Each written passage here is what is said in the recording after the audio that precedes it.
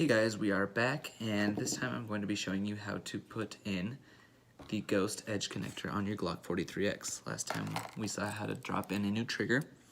We put the Hive Monarch trigger in there, and today we're going to be replacing that edge connector. So, for convenience sake, I just already went ahead and disassembled the gun. If you want to see how to do that, it is a bit tricky with the Glock 43 pins. Just go ahead and watch my last video. But now that we have the trigger housing completely out of the frame, the first thing we're going to want to do, because we're replacing this little bar right here, this one that goes like that, we're going to want to get that out. So first we're going to have to take the trigger bar out. You see it kind of sits in there. There's a little slit that it falls in.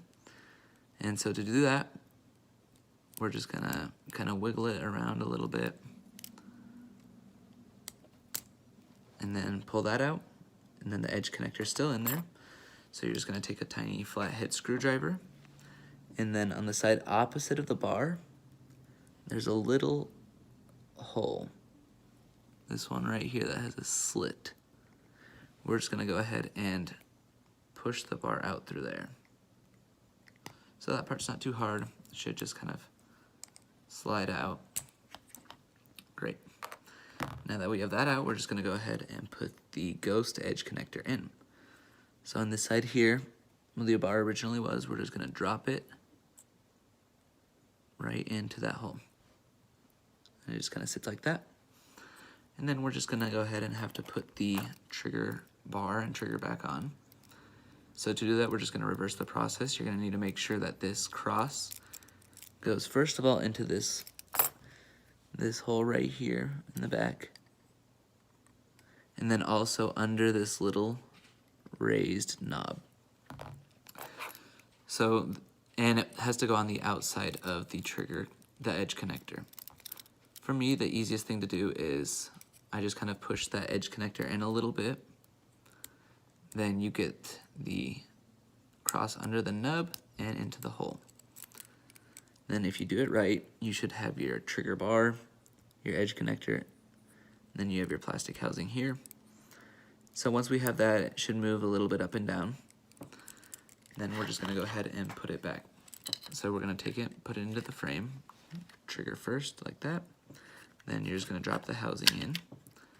Make sure it's nice and flush in there. Then you're gonna need to put your slide release lever back on. So that just kind of sits to the left of the trigger in your frame. So you'll just drop it in just like that.